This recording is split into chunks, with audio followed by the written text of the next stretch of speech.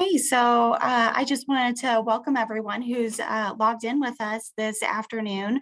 Welcome to the Intertribal Community Building for a Sustainable Future.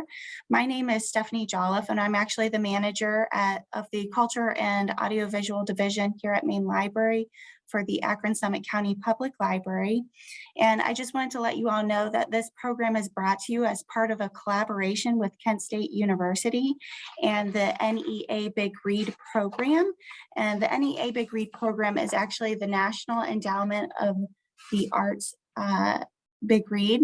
And Kent State this past year received a grant from them in order to highlight a poet named Joy Harjo, and she wrote a book called An American Sunrise. It is a collection of her poetry, and Joy Harjo is actually the first Native American poet laureate of the United States. So I just wanted to highlight her and highlight her book for you real quick. And if you look in the chat box, I put a link to her book in our collection if you guys are interested in reading some of her poetry. And then I wanted to introduce you to our speakers today. They are Victoria Humphrey and Danielle Martin-Jensen, who will be providing us with an overview of the diversity of Indian country and to break stereotypes and focus on intertribal community building to address social and political movements. And in these next 60 minutes, we're going to discuss modern American Indian histories, cultures, and they're going to speak about student and community organizing as well as tribal sovereignty and why it should matter to everyone. So again, I'd like to introduce Danielle and Victoria, if you guys want to take it away and maybe share a little bit about yourselves. Absolutely. Thank you so much for that wonderful introduction. So we wanted to start with a couple of housekeeping items, of course.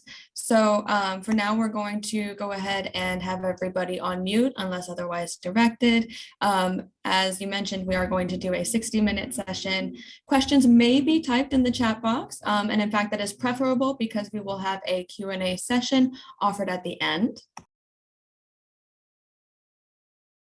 And actually, I'm going to pass it over to Victoria to open us in a good way. Victoria? Hello, everybody. So typically before a meeting, a gathering, a lot of different things, we like to open up in a good way and usually like to close in a good way as well. So basically, I'm going to be able to just say a quick prayer before we start. Please, everybody, thank you so much for the opportunity to be able to be here, be able to talk to this audience, be able to get this information out there that is really critical for a population, for our population. We really appreciate this, and we ask the Creator, please look over all of our loved ones, look over those who are right now sick and suffering, and please hold them in your heart. Aho.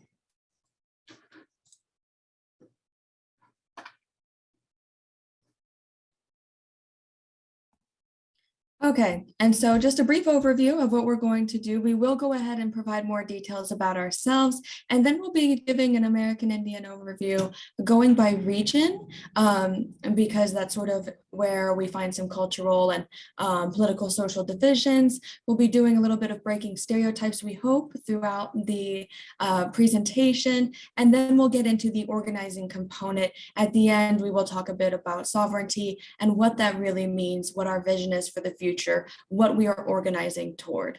And with that, I will go ahead and provide more details to you folks about my background. I'm an Oklahoma Choctaw descendant. I did study at Kent State University, as well as organized there as part of the Native American Student Association, both in undergraduate and my graduate years. Presently, though, I am working with Kauffman and Associates, a woman and Native-owned company, and Victoria works for them as well. I know that she'll say a few words about the company when she does her introduction, but presently, inspired by the pandemic, I am pursuing a master's in public health. Victoria? Man, to unmute and to click, I'm telling you. So again, my name is Victoria Humphreys, and I am Akimel O'odham. I'm an enrolled member of the Gila River Indian Community. I also got my dual bachelors at Kent State University in both applied communication and organized communication. I came down to DC and I got my master's from Georgetown in public relations and corporate communications, which I knew I wasn't going to go into, but it's nice to know about when you go into comms, to know about the other side of the world. I was a senior communications associate at the National Council of Urban Indian Health, again, inspired by the pandemic. Prior to that, I was working more in the entertainment music industry, kind of working for those venues and kind of going in more of that like sports and entertainment world side of things. Once that pandemic hit, it was like game on. So had to go into Indian health for sure, even if I didn't know how to spell stethoscope or whatever. So now I'm currently the copywriter and content strategist at KAI, which of course she just mentioned. I am working with a lot of different contracts right now that have to do, both of us really work on various contracts with the federal government, state governments, and local governments in order to create strategic communication plans or just strategic plans on how to engage correctly, accurately with the American Indian population, and in particular the differences in Alaska as well. So that way that there is a successful engagement, and that way we can be able to get these positive health outcomes out to our areas. Some of the things that I'm involved with right now, I'm kind of one of the people in charge of Indigenous Peoples Movement, which is available online. Go ahead and go check it out. We keep up with a lot of the events that are happening in Indian country, so people can have that outlet to be able to see that. Also as part of a list of other campaigns here in DC and out in when we were at Kent.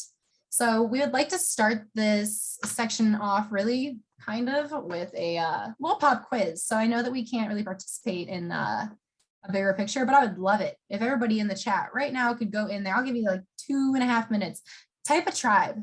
And Kimberly, you're definitely not allowed in this, so don't type your tribe. But all the participants that are here, that are watching right now, I would love for you guys to just add into the chat some names of some tribes that you know, because really that was my big, I want to say the eye-opening experience that I know I personally have hit when I moved to Ohio and realized that that question was asked, and not one person in my 10th grade English class could answer that question. They had no idea. So it was really one of those things where, okay, now that I'm used to the Mississippi, I get it now. Cool.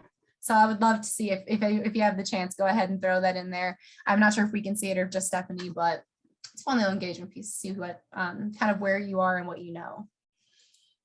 So with that, it looks like I'm going to go ahead and talk about the Great Plains region first. There's really, when it comes to these regions, by the way, too, so for those of you who are Native and work in Native health, the regions and the areas across what we call Turtle Island, they are different by certain agencies. And so we kind of mapped it in a way that could make sense for this audience. And so this is how we kind of broke this down. So just to let other people know, especially those who are very educated in this culture as well as in Native American affairs as well. So really, there's over 30 tribes in the Great Plains. On here, we kind of listed a few of them: the Sioux, the Crow, Pawnee, in particular the Oseti-Sagoon, which is also called the Seven Council Fires, I believe. It's Lakota, Nakota, Dakota. And so that's kind of like that big area. I highlighted this picture in particular because of the unique cultural aspects with it. This is kind of where you see those things like that you would see that would be stereotyped essentially. And so teepees, that's something that happens in this region, that they grow this, that they create these things. Also the what Tatonka is, that is actually the Lakota name for the buffalo. And so that also is something that is kind of unique to this region as well. And I know a lot of people have seen some videos that have gone viral about people getting too close to them. Leave them alone, just let them do their thing. And then lastly, the Oglala Aquifer is something that I have been really passionate about because of these pipeline issues that have been happening. But this highlighted issue, or this highlighted area that you can really see right here, kind of, it makes up that whole area of this underground water system that we get our water from. And there's a lot of things that are happening and a lot of implications that are happening that can potentially destroy that water source, or has already destroyed that water source, that really is impacting Americans all over the country. So that's something that's really important to know, is that, with protecting the environment, that this is one of those regions that, yeah, that's kind of where our water comes from. So a unique historical fact here was also that they're known for their horses with all the paint, and I know that that's all over the history books. But they were actually brought here by the Spanish, and they are not native here at all. There's other couple things that I would like to bring up as well here, but I don't want to take away from any discussion piece or question and answer. But something that I would really like for people to do their homework on for this area would be the Wounded Knee Massacre. And then also looking into the Dakota 38, I believe is what it is, which was done by President Abraham Lincoln. So going into the next slide, so that Northeast Regional Tribe area. I know a lot of people, since I had moved to Ohio, people don't think of tribes in these areas. So it's a little bit more interesting to kind of talk about that there was these great tribal sovereign nations in this area, but it's important to outline. I mean, as you can see on here, some of the example tribes that are in here, but a lot of people know about dream catchers, and that's something that has also been appropriated over time as well. But it is an Ojibwe story, and I know that for our culture, I know that within the Hopi culture too, we have our own story about how the dream catcher came, but it basically all comes back to the Spider-Man woman, or in our language, the Gagan Soitu. So there's the legend definitely stretches, so that kind of also gives you that perspective of that intertribalness and the uniqueness of storytelling in our culture. One historical event that I think is, I mean, there's a lot, obviously, because this is where the colonizers came in, this is where the Mayflower is, but the one thing that I think that's very important people don't know about is this two-row wampum treaty belt. As we were taught in Ohio and a lot of these public schools and everything too, about treaties and about the natives and the treaties, but this was the first. And so this was done with the Dutch, between the Dutch, and it was essentially to say between the 5 nations of the, I always say this wrong, Haudenosaunee tribe representatives and the Dutch government, and they it was kind of in upstate New York in that area. It says kind of on this, you can see where it says Mohicans and the Iroquois and the Hurons, that's that area with the wampum, the Massachusetts, that's where this all happened. Within that treaty, really it says, you say that you are our father and I am your son. We say we will not be like father and son, but like brothers. This wampum belt confirms our words. And it goes on to more, but says neither of us will make compulsory laws or interfere with the internal affairs of the other. Neither of us will try to steer the other's, sorry, I have to read it, vessel. I want to make sure I get it correct. As long as the sun shines upon this earth, this is how long our agreement will stand. Second, as long as the water still flows. And third, as long as the grass grows green at certain times of the year. Now we have symbolized this agreement, and it shall be binding, excuse me, forever, as long as Mother Earth is still in motion. I know last I heard it was still down here in DC, either in the archive or it was on display at the museum.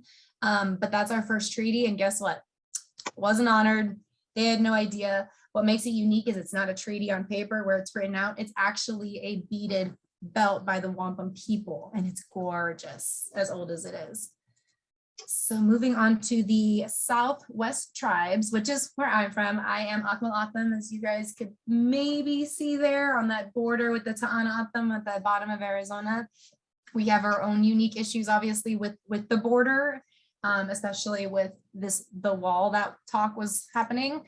So this area, I mean, Arizona holds, I believe it was 29 tribes, I think it's 21 tribes now, just in Arizona alone, which had a huge effect on the past election that we had, because if it wasn't for the ability for tribal members to be able to vote in that last presidential election, Arizona would have came out a little bit differently. And so some of the top tribes here that people can think of is obviously Navajo Nation. It's one of the largest reservations across the United States. The Apache, because who doesn't know about Geronimo, obviously. And then I put the Zuni and Taos. They're both, excuse me, from essentially the same people. They're Pueblo people. But I threw in the Taos there because Taos Pueblo is what our current Department of Interior secretary is and where she's from. And it's the first time in US history that a Native American, let alone a Native American woman, has been able to run the Bureau of Indian Affairs. So it's a huge deal.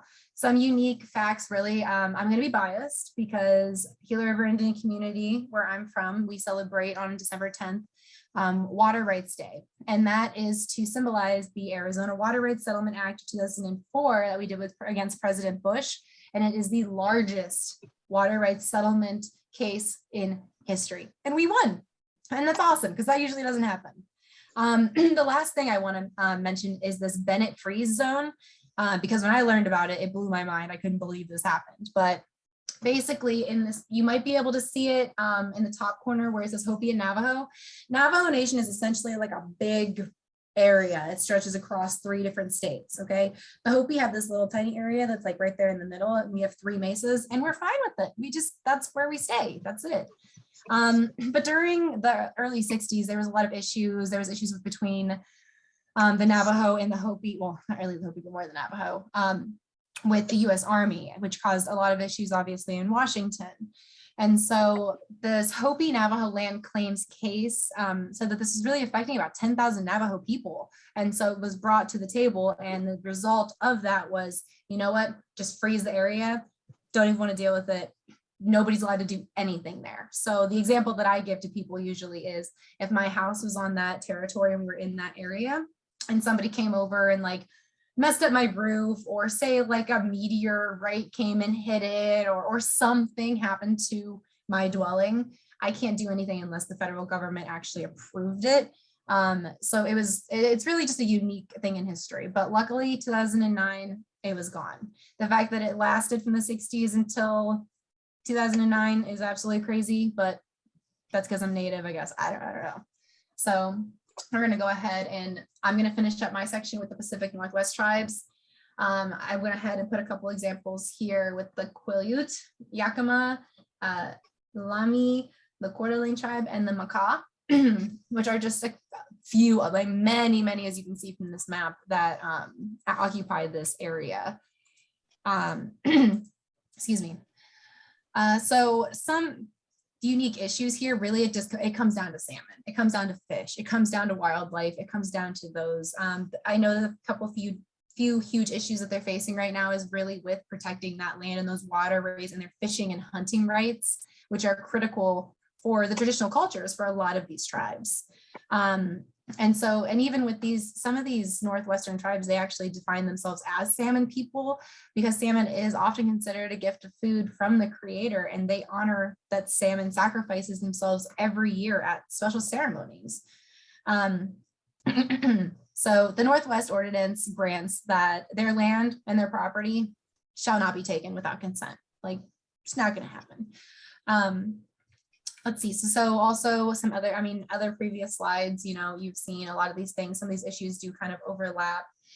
So a historical unique fact, as you can read here too, it really just kind of goes into moving into what we call urban Indians. And we will talk more about that at a later slide. I'm going to go ahead and I'm going to turn it over to California. So Danielle, go ahead and take it away.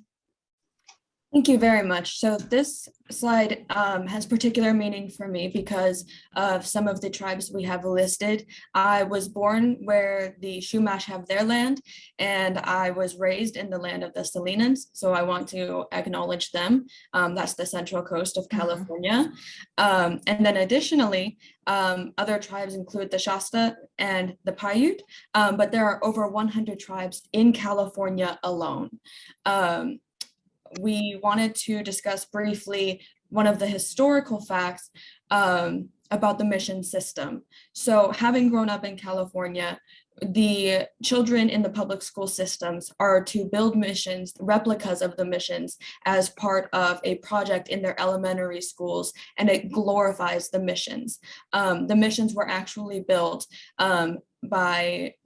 the mission started with the Franciscan administrator Junipero, Sarah, and the military authorities under Gaspar de Portola, and they originally journeyed to San Diego in the late 1700s to begin the mission system.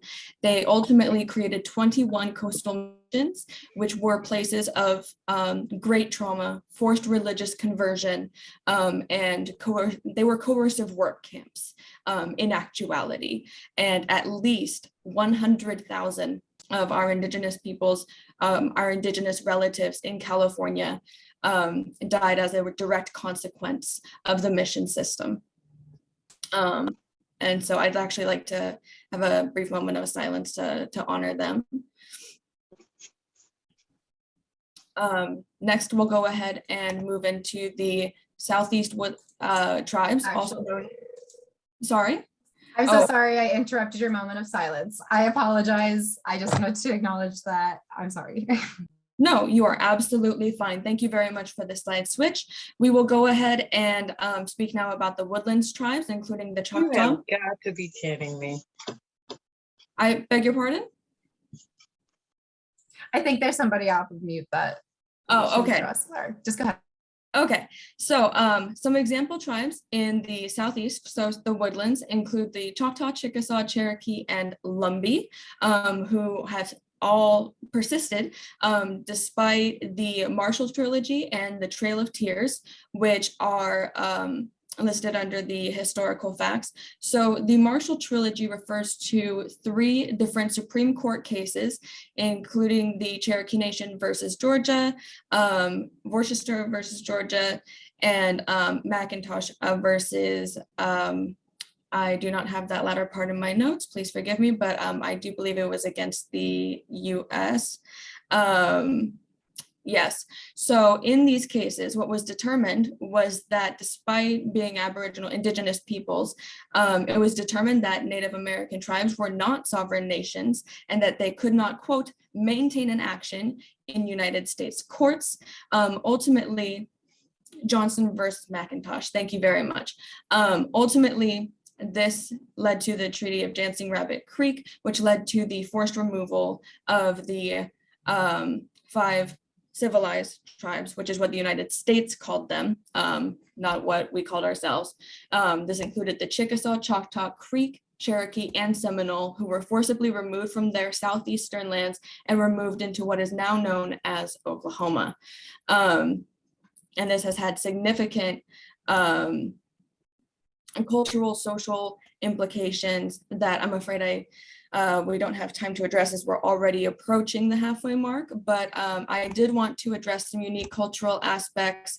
Something that really stands out is that as particularly for the Choctaw Nation, I would speak to, this is a heavily Christianized sort of subset of American Indians now. And in fact, in the Great Choctaw Nation's motto, it says family, faith, culture. Faith has been included and really sort of embraced.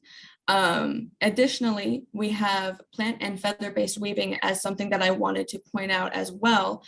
We did work with some deer skin. However, while we often think of leather work when we're talking about American Indians and Alaska Natives, actually there was a lot of plant weaving and even weaving of turkey feathers. The Choctaw used to make really elegant woven turkey feather coats, and there are only a handful of surviving people who retain the skills and this traditional knowledge to be able to do this today.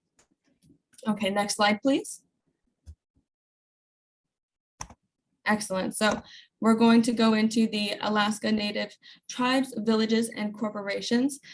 There are over 200 such tribes, villages, and corporations. They have a different relationship to the United States government than the contiguous 48. I do want to note here that Eskimo is a racist term and that the general preference is to refer to someone to someone's tribal name. And some of those example tribes that we chose to include the Yupik, the Tlingit, the Inupiat, and the Haida. There are many things that we could cover in the unique cultural aspects, including the invention of protective eyewear against the sun in snow, the unique diet, including seal meat and the use of seal oils. And something to comment on that is both historical and contemporary is actually just how extreme these rural areas are and what kind of issues that creates for Alaska Native tribes, villages, and corporations, whether you're thinking about healthcare access, whether you're thinking about environmental regulations, sewer systems, waste, and its disposal, the extreme rural nature of a lot of these Alaska Native tribes and villages I cannot overstate the significance. And then as far as the environment there, we have to acknowledge that with climate change and rising global temperatures, changes in weather patterns, our relatives in Alaska, Native tribes, villages, and corporations are particularly vulnerable because of largely tundra habitat that is going to rapidly change.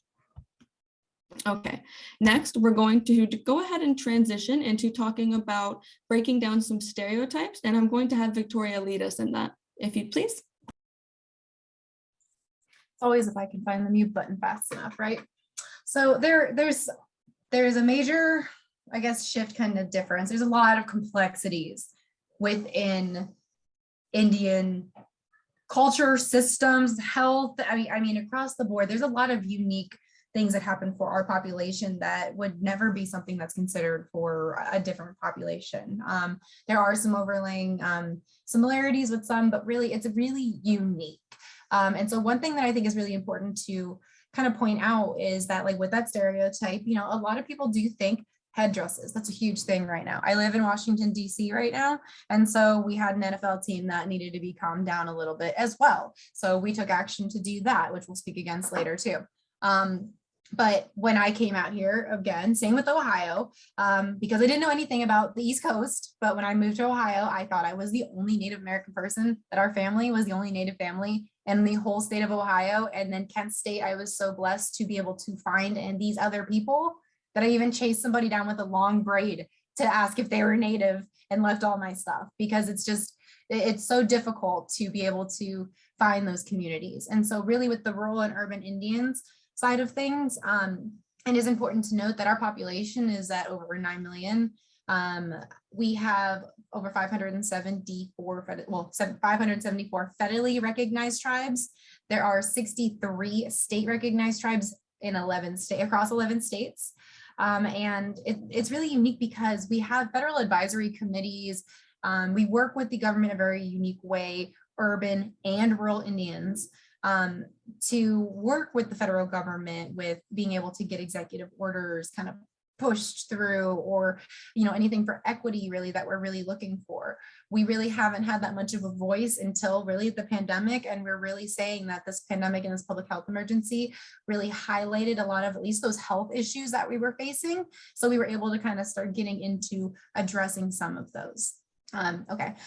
So we've obviously come a long way since the 1950s, but to touch on a couple of what these things are on the slide for the issues that are affecting it is that these rural Indians, that's what I mean. I'm saying the reservation. You're on the res, you're still living there. And most of the time it's in a rural area. Mine, for example, Gila River, our reservation looks like it's rural, like in the middle of the desert, but we're like a half hour-ish, 45 minutes away from downtown Phoenix. So we are rural because of what we have and what kind of systems and services we have in place, but we do have Phoenix, whereas some of these other places, and especially in Alaska, and I wish that we had that image. There's an image of Alaska that's placed over the United States, and as people know, Alaska is larger than the size of Texas. It's about the size of the United States almost, and it really, really drove home where those unique villages and corporations were across Alaska and how far that they had to actually go for healthcare. They have to drive like 200 miles, hundreds of miles to just go get aspirin prescription or something from a clinic or doctor. So access to health is a huge thing. Food sovereignty is a big issue as well. Well, it is especially for our area on the reservation because until 2010, when we passed the water rights settlement, it took a while, but we got running water on our reservation in 2010. It was through the means of piping for agriculture. And so at least it was something to, Yep, so Danielle went ahead and dropped that image in there. I'm not even gonna click it because I'm not messing up the slideshow. It is really, really unique. And I do, Danielle and I have learned so much more about Alaska and Alaska Natives over this last year. That really just kind of put a lot of things into perspective, that this is more unique and more complex than any relationship that anybody else has with the federal government. On the urban side of things, we face our own unique challenges. Danielle and I are both urban Indians. She's currently residing in Lexington, Kentucky. I don't know why I do that. And I'm in the Washington, D.C. area. So we're known as urban Indians because we're in the urban areas. Fun fact, over 70% of American Indian and Alaska Native population do live in urban areas. Again, we have those same issues with health access, again, because of being who I am. When I came to DC, I didn't realize that I lose health insurance. I didn't know anything about that health aspect of it. And I found out that my closest urban Indian clinic that I could go for care was in Baltimore. And then if I needed to get to a hospital or an IHS or tribal clinic, I have to go all the way up to upstate New York, or I have to go down to Cherokee, North Carolina. I don't know who has that kind of time when they're sick. I'm just saying.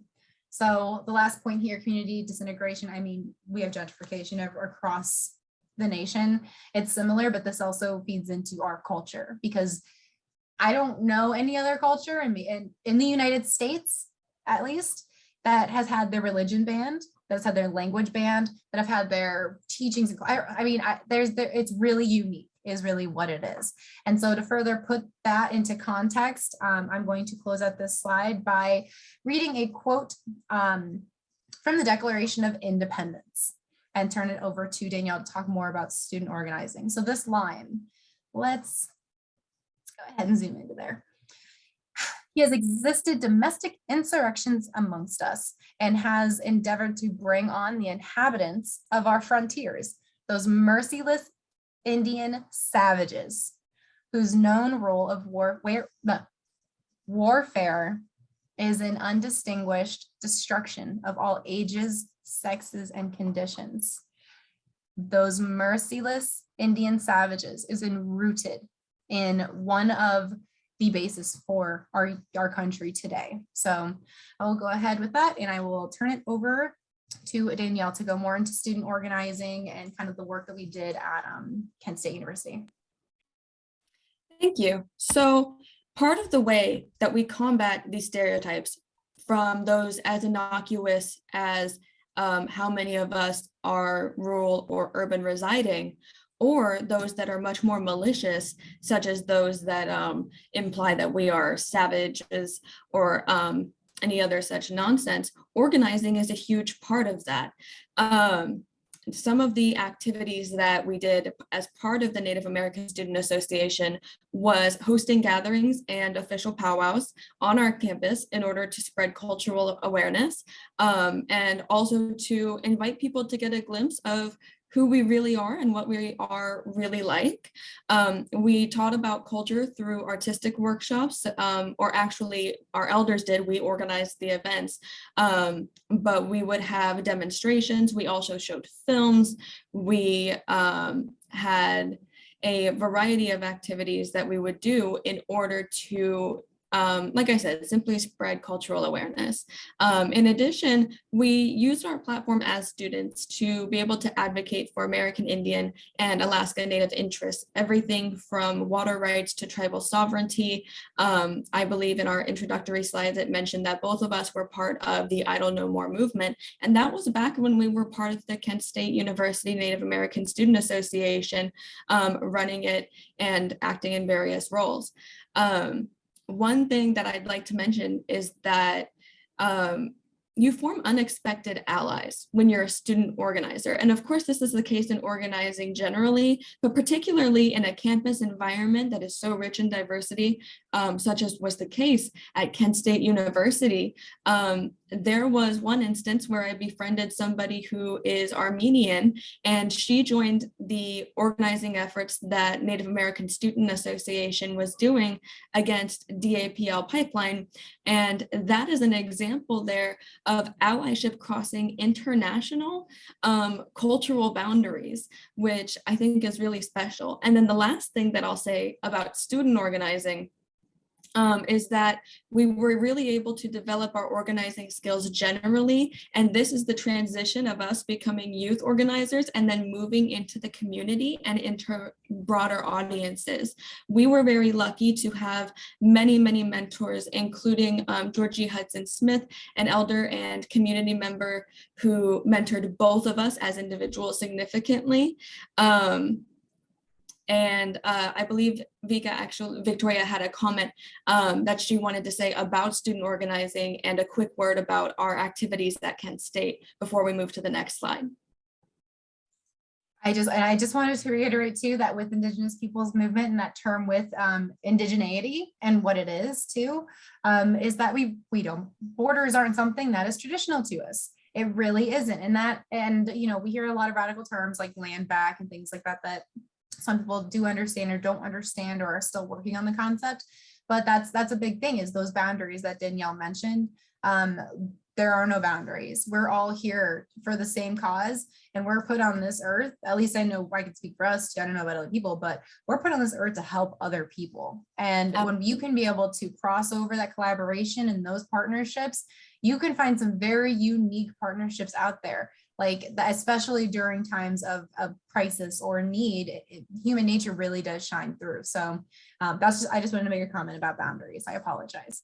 No, don't apologize. Thank you for adding in that comment, because what we're talking about when we're talking about breaking down boundaries or crossing them is really acknowledging that they are artificially created, right? Let's go ahead and move to the next slide and talk a little bit more about our activities at Kent State University specifically.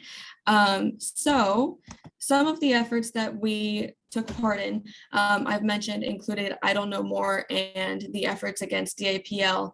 And this is where community organizing really started to become a part of my world, was transitioning out of just student organizing and broadly connecting with the community, right? For instance, the picture in the lower left depicts an event that we did that was a fundraiser, a collaboration between Kent State University's Native American Student Association and Kent on Climate, which was a community group focused on climate change.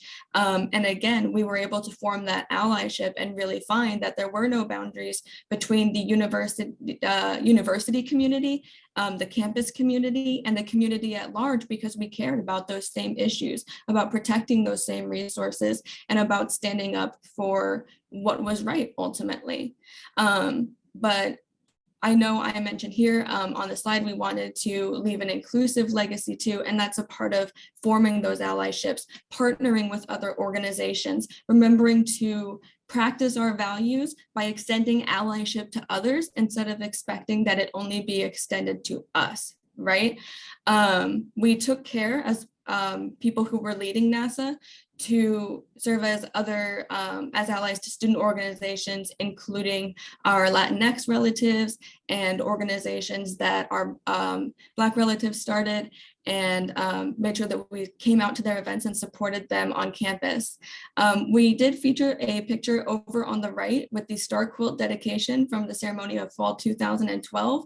That star quilt is still on display at Kent State University, I believe within the Student Multicultural Center, so that future Native generations at the university know that this is a space for them and don't have the experience that Victoria had when she first entered the university, and indeed when I first entered the university and felt similarly isolated.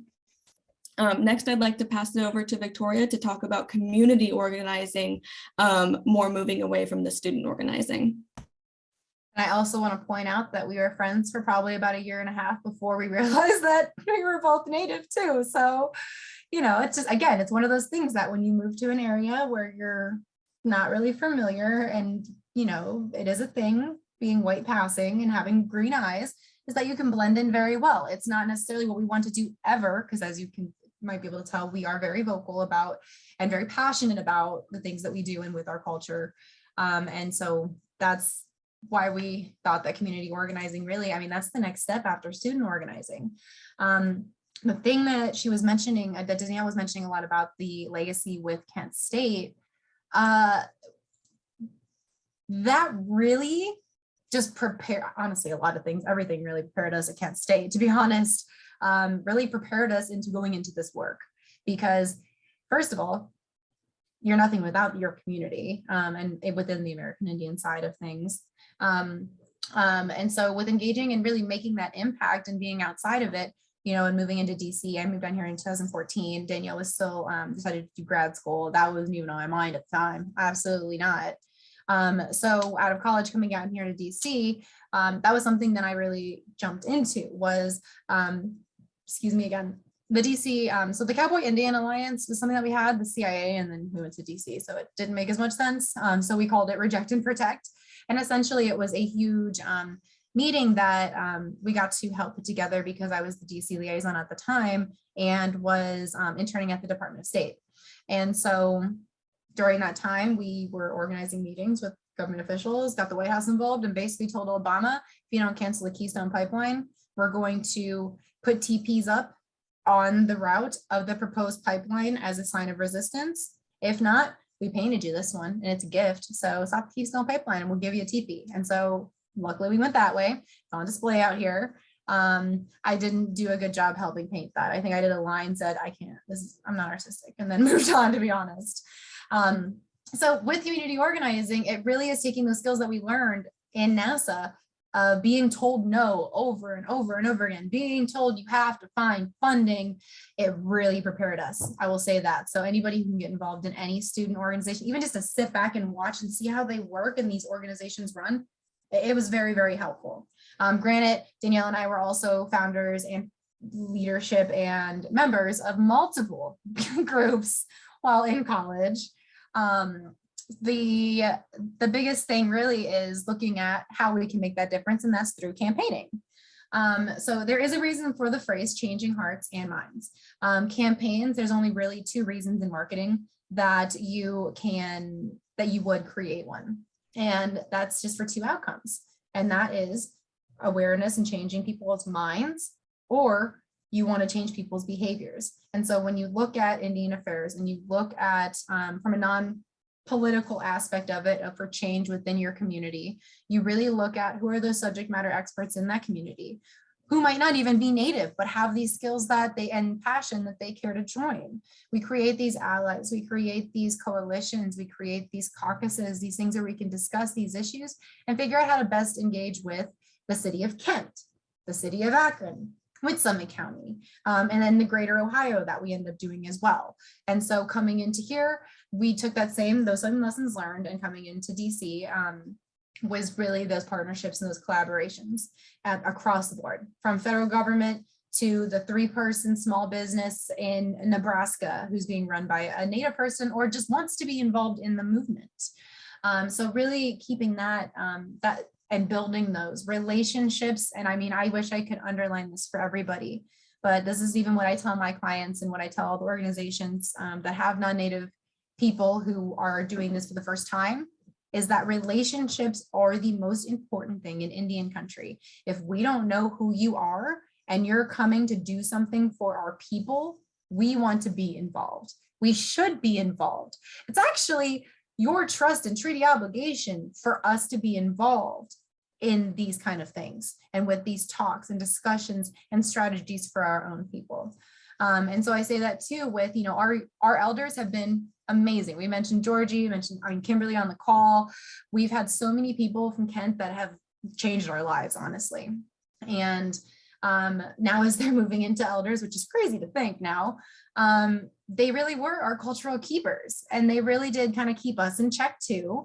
And, you know, it was an intertribal focus, because there's no way that like I can tell Danielle what's, you know, right about hers and about her culture, and same thing with mine. So with that too, we also were working on engaging the youth as they're going to be part of the future. And we went and highlighted here with my last semester actually at Kent State before moving down here. We both received rewards actually for our work for student leadership and organizing. So all of that is just to say is the end goal is true sovereignty for tribes and tribal nations. There is so much work that we have to do to get there. but that is what we want. We have listed here, and you guys can go ahead and just go ahead and read from the list. But these are still issues that we are actively still fighting for in 2022 and lobbying and advocating to our congressional members, sitting in on advocacy committees, advisory committees, I mean, everything. And it's again, it's a very complex issue. And so how we have to work within the parameters of these agencies and our communities and our tribal governments as well. And then we have urban Indians, whole of the ballpark. That's a different presentation for sure. So we're working on getting broadband access to tribes. That was definitely highlighted with the pandemic, of course, because of telehealth, because of students. They need to go to school too. Water rights, obviously, I spoke on a little bit too. Land and food sovereignty, we couldn't grow anything on our land, but in the archive down here in Suitland, Maryland, we have seeds that are thousands of years old that we have preserved that are for our people that we will one day be able to grow again on our own lands once it's taken care of. Infrastructure has always been a huge issue, and education. I will say infrastructure would be a little bit bigger because a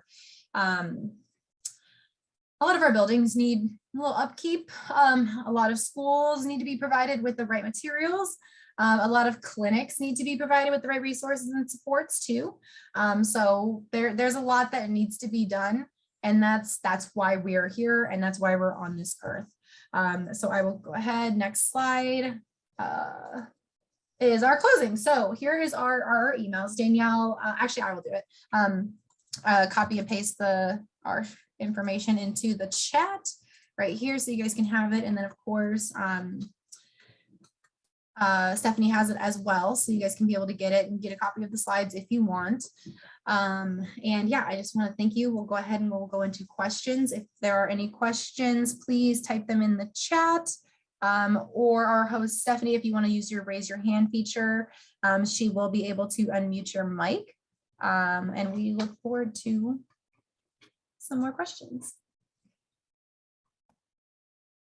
Yeah, please don't be shy, everyone. We are very, very curious about anything that you have questions about, comments about that you would like to discuss, and we just appreciate your time so greatly. Yes, and I also want to say, you know, the phrase, there's no stupid questions. In a forum like this, it is a safe space with both I and Danielle, and we understand that, you know, again, when we both moved to Ohio, we understood that there were just some things that just weren't known and that are like, oh, I think this is a dumb question, but do you guys live in teepees? And it's like, yeah, okay, well, that is kind of a dumb question because no, I don't live in a teepee. You're in my apartment right now. But, you know, it is what it is. But that's the thing, is that so many people are so used to these stereotypes and what they're taught growing up. And something that I've realized with my friends, having friends that are 80 years old to 13-year-old little nieces, that everybody has been taught something different. And we just have to continue to educate each other in that way. So no dumb questions. Hit us with it. Let's see. Have the casinos built on reservations hurt or help the tribes where they are located, or is it a little bit of both? I can go ahead and answer that because we have tribes that have casinos built onto them. And so with the casinos, that, yes, that is a stereotype. A lot of people think about the casinos. What people don't understand is that we have a federal act. What is it? It is the Indian Gaming Act. And essentially it saved us. Basically what it was is we have agreements with the state, we have agreements with other tribes in Arizona, but we also have these agreements with the government. The Indian Gaming Act is the only act right now, and correct me because the last few years have been crazy. The money that comes in through those casinos, the government cannot take or touch. That's the only situation where tribes are able to use their revenue how they choose, whether that be to build infrastructure and roads, whether that to be fixing up the elementary school, building something. I know we had to build a whole new government building because it was just so dilapidated and falling apart. And a lot of our other offices are in trailers. So yeah, so with the Indian Gaming Regulatory Act, that's what it is. Thank you so much, Danielle. It has actually helped tribes. But when you look at the bigger picture of entertainment and culture, it's created a stereotype that's super annoying that nobody understands. And so really it's our main form of funding, and not all tribes have casinos. They have to work out with their states and things like that as well. I will say that one of the biggest ones in the country, in the world, is Hard Rock. For those who don't know, the Hard Rock Casino, International Casino, that's actually owned and operated by the Seminole tribe in Florida. I hope that answered your question. Please let me know if you need more elaboration. But yeah, it's helped my tribe. It definitely has helped my tribe.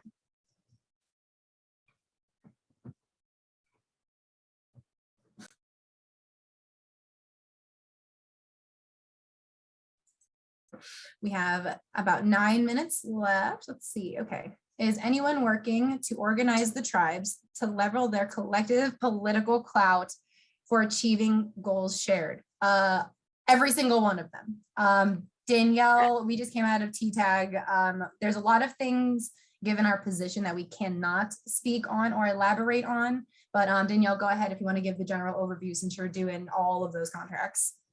Sure. I actually wanted to say that for various federal government organizations such as the EPA, there are advisory groups that have intertribal representation. And that's true of, say, for instance, the EPA with the National Tribal Caucus. It's true with the Centers for Medicare and Medicaid Services. And each government office has an office of, is it an office or a bureau, Victoria, of Indian Affairs now? Office, yeah. And outside of that, there is a lot of community organizing where there are separate organizations that are built on sort of intertribal strength. And actually, Victoria, would this be a good time for you to talk a little bit more about the Indigenous peoples movement? Actually, yeah, a lot of those. I was also thinking NCUIH, NCAI, and a lot of those other, I mean, even Illuminative too. And I was just typing actually in here, but also with piggybacking off what she said, you know, it's an office of or department of or division. It really just depends on the funding levels with it. And some of those offices, such as the VA, their tribal office, while I was interning with the secretary there in 2013, I met Stephanie Birdwell, who was doing it, and she's the only person that runs that entire office. Also, same with DOD, with the Department of Defense. There's one senior advisor to the secretary on Native American Indigenous Affairs, and he's gone. I don't know who took his position since, if they even filled it, because then we went into a new administration at the time. But yes, there's a lot of those. When it comes to what our previous slide was saying was leveraging other organizations, really. We have what are called UIOs, urban Indian organizations. And urban Indian organizations, we have 41/2 because one serves Boston and Baltimore. So we have 41 that are across the nation. So that way, at least there's some kind of thing for healthcare that they can get to. And a lot of that is having to do purchase and referral and referring them out. And so with us being a unique cultural group, we have certain ceremonies and certain medicines that are done outside of the four walls of a clinic. And so therefore we have those type of unique needs too that some of these agencies aren't thinking of. And that's what these advisory committees, these different groups are doing. For Indigenous Peoples Movement, for the Dakota Access Pipeline, DAPL, for Keystone Pipeline, there are many, countless nonprofit and for-profit organizations that are working to help us achieve our goals. We have the National Congress of American Indians, which represents and works with tribal groups. We have certain, like where I was at, the National Council of Urban Indian Health, which is the only national organization catering to urban Indian health needs. And then, as Danielle said, the Indigenous Peoples Movement. We're really working on our 3-year strategic plan right now because we really want to kind of hone it back in domestically and kind of work here, and then maybe build some chapters in other countries that have these Indigenous issues. So we're working on that. But with the Indigenous Peoples Movement, with the Cowboy Indian Alliance, I mean, we've been able to pass legislation. We've been able to help get amendments into acts. And we have been able to secure funding that we might not have been able to before. But yeah, but I'll say this, there's definitely on the political side of it, there are senators who are for us and that will hang out with us, and it's great, love them. Same with congressional members. There are some who will do it for clout and are actively against us. And so it really is about making sure to do that, because when it comes to Indian country, everything is political. Everything is hounded in somewhere within some type of law on why somebody should be able to tell us what to do. So that was a great question. And it's now 2:56. I don't know if we can take one more question or not, or if we need to turn it over to Stephanie, but again, feel free to reach out. I sometimes go back to Akron because my mom's there and my dad's a police sergeant and stuff, but definitely we check our emails all the time, and we love educating, we love learning, and we love collaborating. So we welcome any feedback. Okay, well, Danielle and Victoria, I just want to say a huge thank you for coming on to this forum with us and really just educating us. I must say it was so full of information, and the way you laid out the tribes, I have never seen it laid out that way, which was really nice. I didn't realize personally myself how many tribes were out there, and just the different issues that you brought to light that Indigenous people, Native Americans face in the United States today. You know, certain things we just all take for granted, and other groups are not granted those basic things like the land rights and the water rights, things that you just think would be there. So I just wanted to say a great thank you for sharing with us this afternoon, and I hope everybody else enjoyed it as much as I did and was able to take in the information. I know I will probably be getting online and doing a little bit more research because I'm sure most of our education is very basic from high school and even from college. So there's so much more out there to know and to understand. But thank you, Victoria. Thank you, Danielle. I will go ahead and put my email down in the chat box as well if anybody has questions for me or if I can direct you in any area. So thank you everyone for attending, and we hope you have a wonderful rest of your weekend. Stephanie, we would love to close in a good way if that's okay for everybody before they all head out, to keep them all protected. Yes, absolutely. Yes. Sorry. So with 2 minutes, yes, we forgot the slide to put up, obviously, but I'll go ahead and stop sharing our screen. But yes, let me go ahead and get this lit. So just a backstory with Sage, you know, it is protective, it is cleansing, and it is here. We have our windows cracked open here. We want this to be able to take really any negativity, any of those bad omens, I want to say, for lack of a better word, because I'm playing with fire, to be able to release them.